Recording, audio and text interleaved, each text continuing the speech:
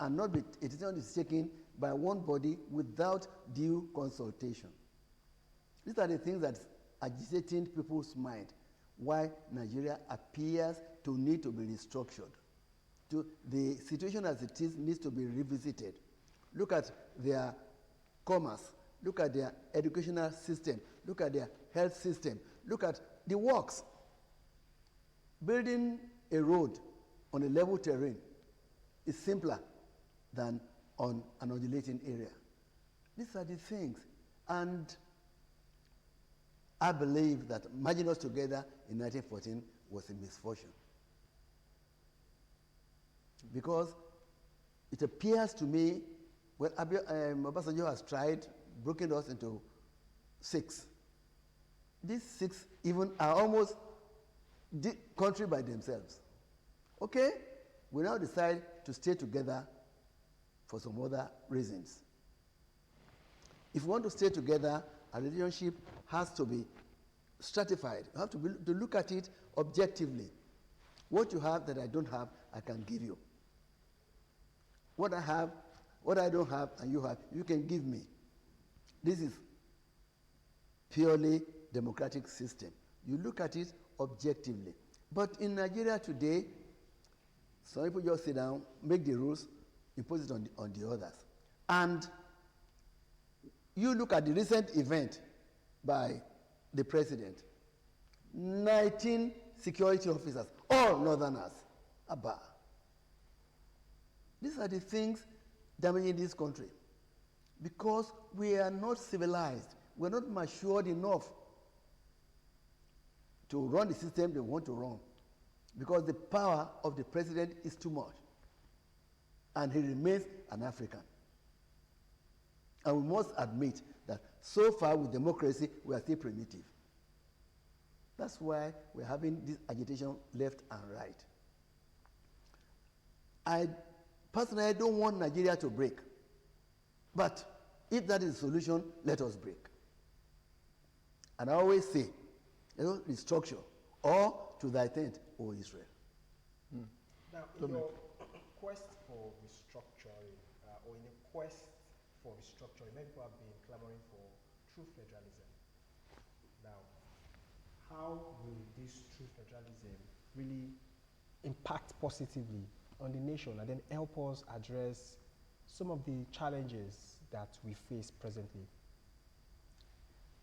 It's not a new thing in this country. We had Eastern region with its own constitution, Western region with its own constitution, Northern with its own constitution. And we are running the country smoothly, where all we agreed on a few things. These few things can be federal. But now, you look at the constitution. The exclusive list is about 10 times the concurrent list. That's why we're having a problem. And I don't know what affected our leaders, made them to think that what we had was wrong.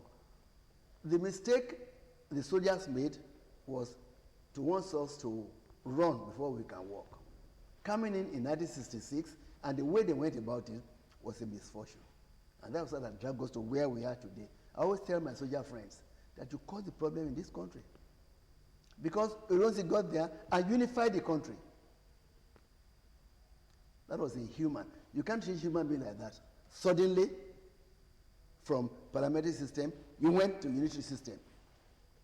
And every authority started using it from Lagos. You cannot go to the toilet except you have toilet roll. You cannot go to the kitchen except you have oil. All those rules, let me do what is suitable for me. And we sit down and talk about what is agreeable to all of us. That was the mistake they made. And you see, when you make a mistake, and as I always say, it is very easy to damage. It is very difficult to rebuild. That's why we're having these problems. And you know that we are getting wiser every day.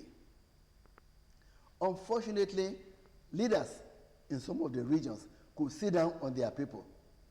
It is not possible in some parts of Nigeria. One of our leaders said to me sometime, no, not a leader, it was a white girl.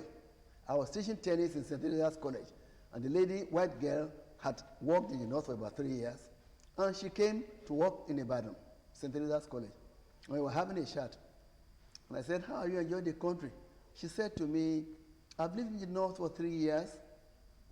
I've been in the south now for about 1 year. They are two different countries. He said, I could call the shot when I was in the north. Say here, a girl in Form 1 will put you in your place. That makes a lot of difference. We ask questions. There is Rankadede, and it's the other. Even there now, it is changing. Up north now, things are changing. The boys are asking questions now. Why are we doing this? It's a pity that those of us who should be in politics are running away from it. And politicians are the people that will rule the country. Unfortunately, the mediocres are the people there. Some are quite good, but they have no voice. Now, restructuring appears to be like a solution that which people have been, proposing or preferring to our challenges in the country. Talk about corruption. They will tell you when you restructure, when there is restructuring, corruption will be fought to a standstill. Talk about decay in education. They will say, oh, when you restructure, we'll be able to revamp our education. And then so many other things. Now, one of the key elements of restructuring is resource control. And then states or federating units will have power over what they generate, they spend it, and then people say they'll be able to utilize it and manage it well. But we don't have angels or saints at the state level or federating units. Angels, where are they? Not even in America, not in England. We're all human beings. One, you made a point, resource control. If there is resource control, the states will work more. They'll work harder. If you have stone, you turn it into gold. If you have sands, turn it into fish. You will struggle. But as it is now, we make all the money in Kaduna, take it to Abuja for division for Ogun State to use. Make all the money in Lagos, take it to Abuja for Sanfala to use. So Sanfala doesn't have to worry. We're going to Abuja to collect the dough. These are the things we are talking about when you think restructuring. And you made that very point, this resource control is a major issue. If what I have I hold, and I'm going to contribute to run the country, we put it down. Let us have a percentage of what you have. So if I'm able to make 200,000, I know it's 20,000 that I'm going to put down. If I make 400,000, I know it's 40,000 I'm going to put down. But the remaining is mine. Therefore, I will work harder to make more money so that I can have enough to use after I've given something to the federal. And then you will see that most of the federal officers are living fine, whereas the state officers are suffering. It's an unfortunate situation. And as I told these our elders, one thing is wrong with us. We want to run before we can walk. We are primitive. Now, let us also look at yet another issue that you raised. You talked about the difference between the North and then the West here. And then some people have actually said that it was simply because we started off as regions. We had the Western region, and then we had the Northern region, and then Western region was able to do quite a number of things for themselves. Awolowo was investing in education, for the Westerners. It was able to build a television station in Nigeria and Africa. The Cocoa House was built, and the rest of them invested in education. And then this place became so developed, compared to the Northern region. Now, don't you think there is a problem? Because you talked about the differences between the North and the West. There is every tendency that we will not develop at the same pace. If we restructure, that's a challenge. And then a particular part of the country would actually not be at par with the other. There will be differences in our rates, our level of development. Maybe I should also add to that justice, suspicion too. There is this suspicion that you give economic powers, political powers to a certain region, it will develop faster than the other regions. You don't think so? But you can see it, even with the political power that some parts have, it's still not developing. You see, development depends a lot upon the leadership and the followership. If the leadership is good, the followership is likely to be good. Because if you know that your leader is corrupt, then it's an open field for anybody, all of us. But you know, he's a very strict person, he's very honest. And when I came in this morning, I was late, and you said, it's unlike you. I've been known for timekeeping. When I was in the Ministry of Justice, one lady said to the others, if you come late, don't say good morning to Mr. Barker because he will not answer you. Anywhere I live, I calculate. I say, can I make this time? That's where indiscipline starts from. Timekeeping. Biting more than you can chew. That's the basis of corruption. You understand me? I tell people, if Alabi is having a celebration and he invites me, all I have in my house is 20,000. I'm not giving him 10,000. I give him 2. Others first, kill Caesar. I don't want to kill myself. Myself first, others can follow. These are the things we should look at when we talk of the issue raised initially, resource control. These are the basis of our relationship in this country. When we were younger, there was groundnut, there was cotton from the north, there was cocoa from the west, there was coal from the east. They were all money. And we could put them together. But the owner has major interest first. I can only give you what I have. But with this system where the fiat comes from Abuja, this is what we're going to do. This is what you see, that power, and I always say it, I graduated about 55 years ago from England. I saw civilization. Yorubas have this civilization too.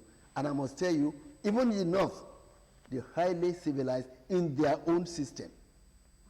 But to pull us together, our approach to life is different. Somebody was talking to me that you are a Muslim. Why do you have one wife? I say it's a matter of choice. The Quran says you can have more than one. I don't find it convenient to have more than one. I don't want to break my neck. And they said, oh, my father had more than almost 20 children. I have only 4 that I can manage. I mean, you don't have to copy bad things.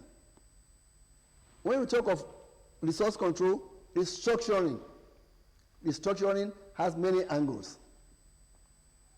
Many years ago, the chairman of the National Sports Federation, Sports Council said, they must put an Hausa man in the team. Why? If an Hausa man cannot play, why should he be in the team? These are the stupid things that we do in this country. And now it's being practicalized everywhere. If it's the Igbo man that is good for sports, put him there. If it's a Nupe man, put him there. He's a Nigerian. But unfortunately, there's no Nigeria. Now, with the body language of the present administration towards restructuring, even though in 2017, when the clamor for restructuring was so loud and so massive everywhere, it constituted a committee to look into restructuring and work out the modalities. And immediately the committee submitted the report. The report was actually pushed to the background. It means that it's not interested in restructuring the country. But again, if you would actually advise this administration, what areas do you think, even if it is not total restructuring, what areas do you think we will need immediate and urgent restructuring so as to address certain problems that are really staring us in the face as a nation? Let us start on a simple basis. How many states do we have now? 36 and a half. 36 and a half. Abuja is half. You see? And by accident or by design, before Obasanjo just left, we have recognized 6 regions, as against the 3 that we had initially before Midwest was created.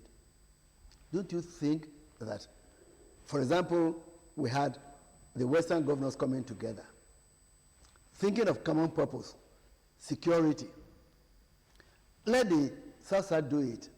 Let the North Central do it. Isn't this better managed than having 36 states, each governor having different opinion? But now, we are able to combine 6 states with 1 voice and 6 regions. We have 6 opinions to consider now, not 36. These are the things that advantage we have in restructuring. And if you really want to restructure again, between the Western governors now, they can agree to develop the interroads. They can agree. This time, we're taking Ibadan, Lagos. That will have covered about 3 of the regions, isn't it? Yes. You now think of going to Osun and Ekiti, the link area, Oyo will be affected. And eventually, the link roads will be made, at least the Western region will have good link roads. Now, the other 6 can always, oh yes, between the West and North Central, which, I mean, North Central is nearer here, let us do this. You see, it is better managed. The 36 states, governors have become thin gods in their own right. Some of them have become very myopic, very narrow in their outlook.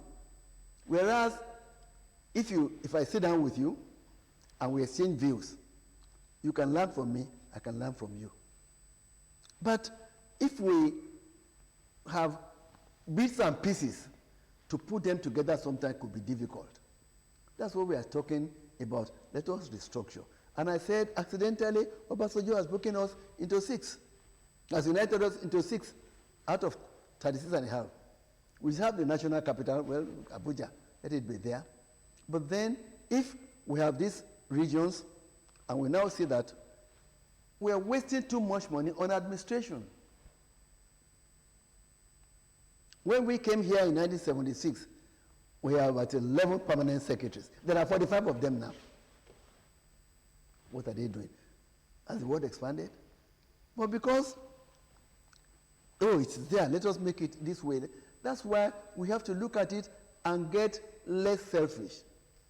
Think of Nigeria as a country. Although I don't believe in Nigeria, I believe it's over bloated. We do, you see, because it appears we can never agree. But maybe if we have these 6 regions, they can negotiate better. I had classmates who are from northern Nigeria. And somebody said to us in England in 1961, I have come to learn how to boss. Because he's a northerner. That shouldn't happen. And don't make the mistake. The boys are brilliant. The northern boys are brilliant. I met Danladi. Danladi was my youth corper in 1976 when we got here.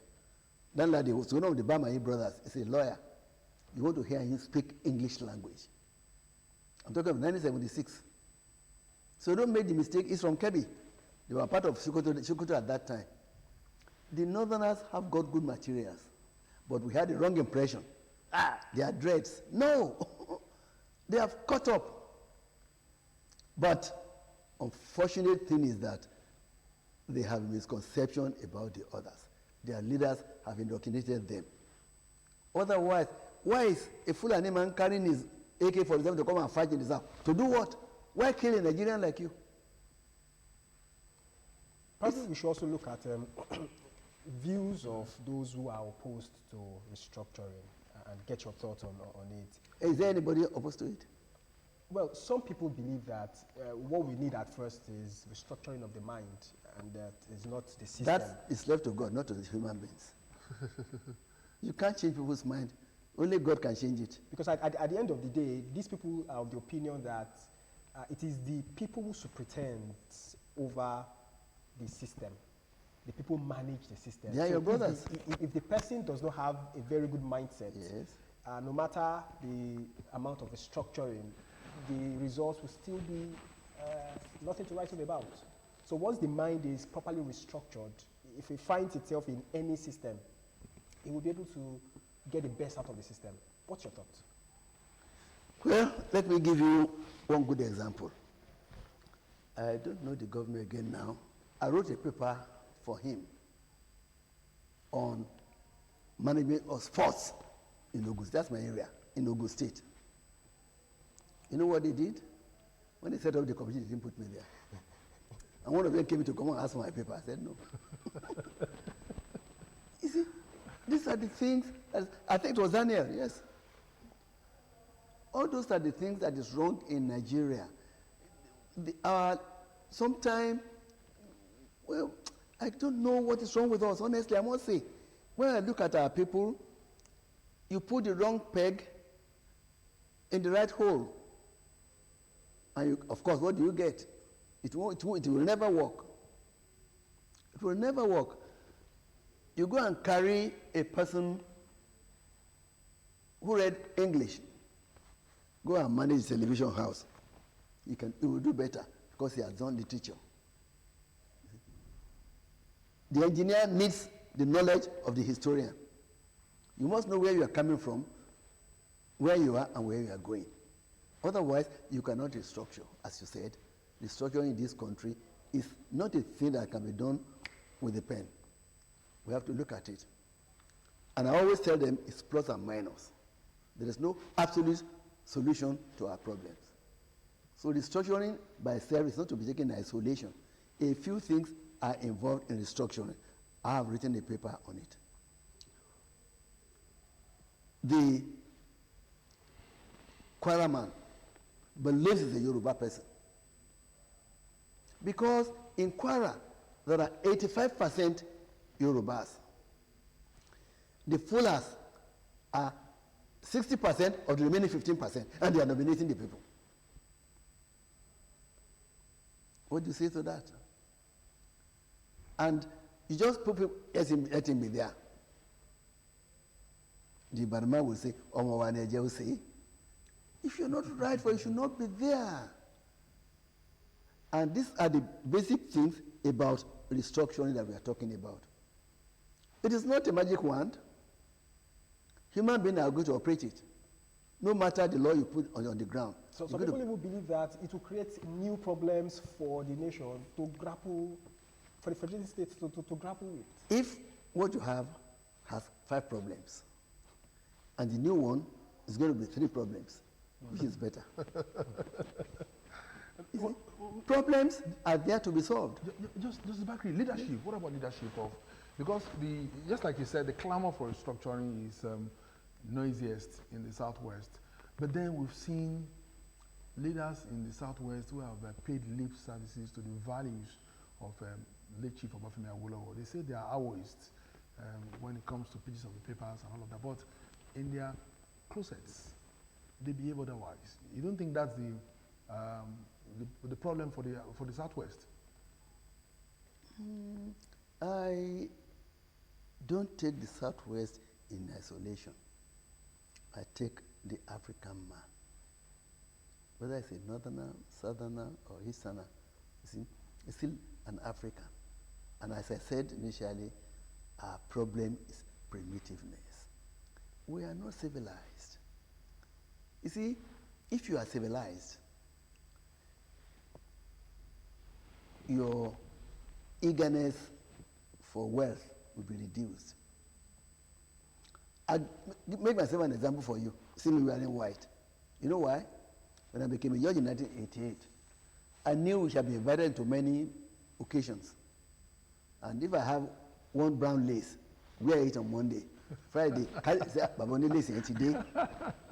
So I decided I will get white dresses, white lace, white guinea, white foil, and that's what I've been wearing for the past 40 years.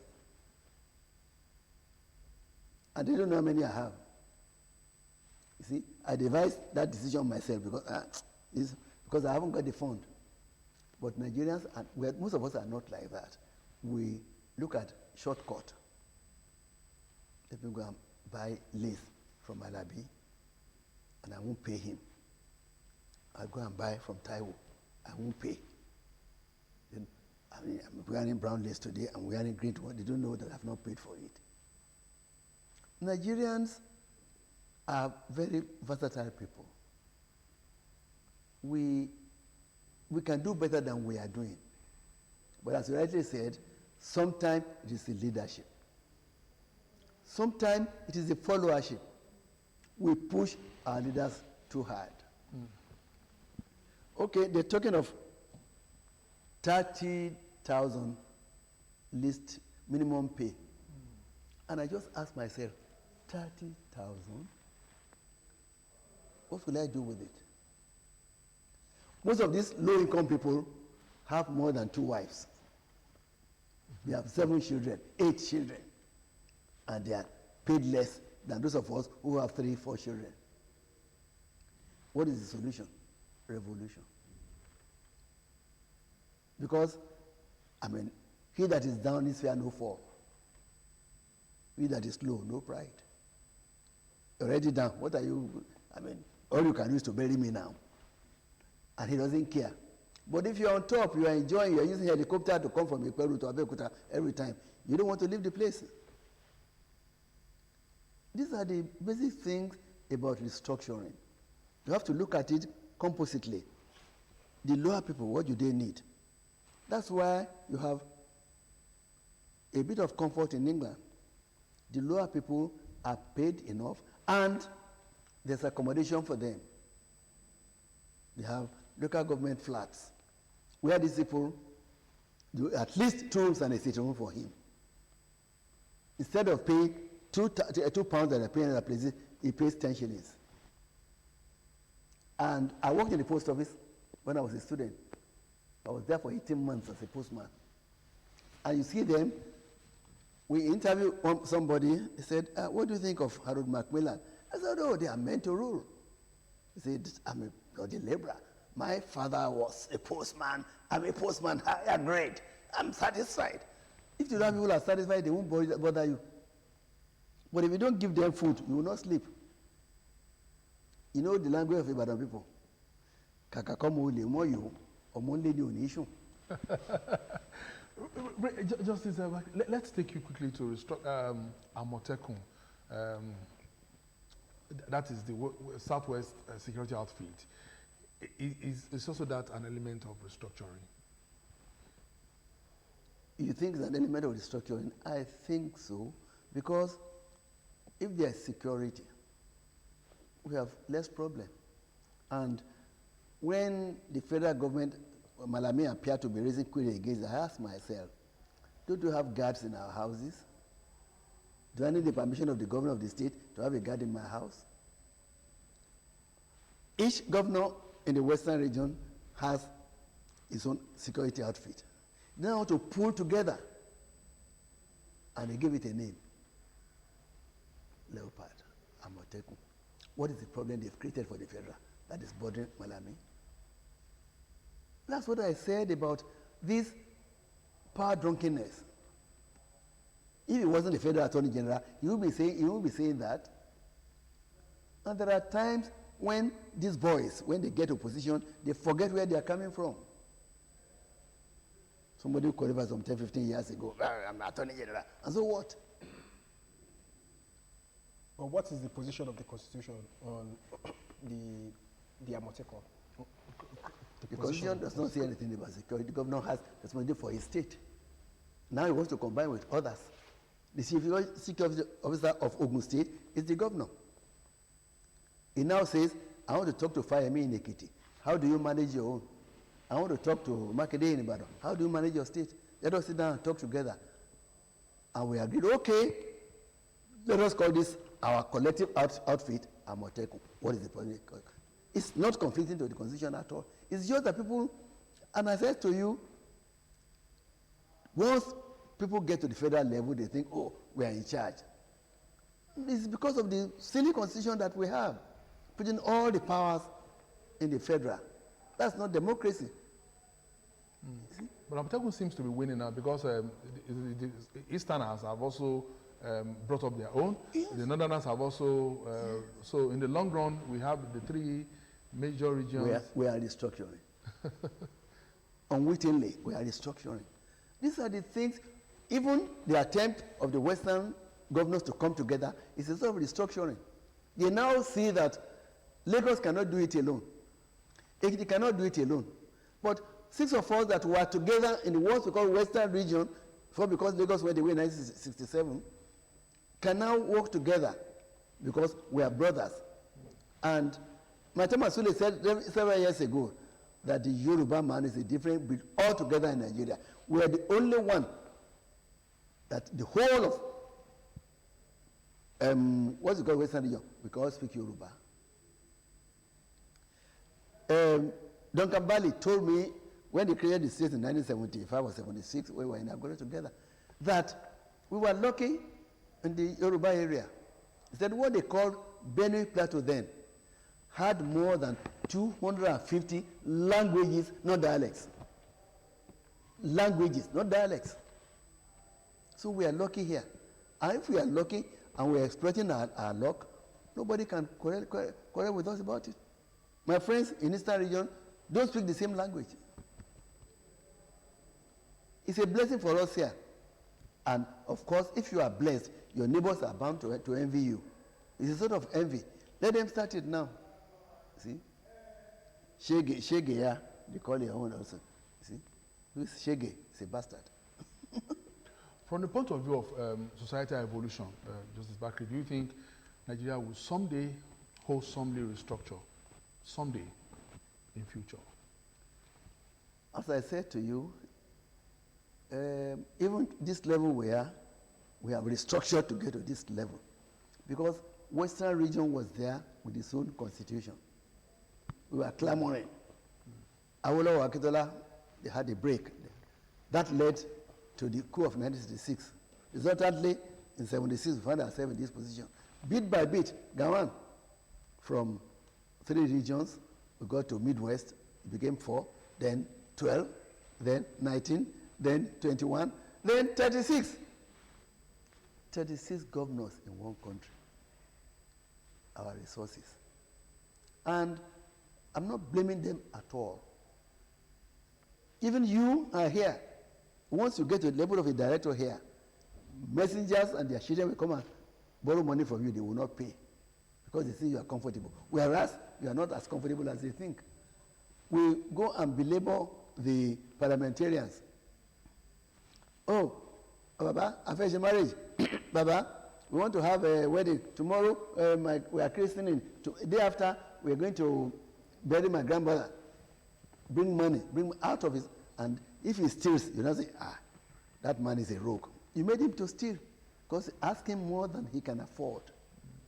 And he wants to win an election. He has to struggle to satisfy everybody. So our problem actually is internal. We can do better than we are doing in every area. I have traveled to Ibadan by road to Ijebu-Ode, and I find that we are not doing agriculture at all. And all this can be done better than we are doing it. There's no shop and eat agriculture now. It is real mechanized agriculture that can help us.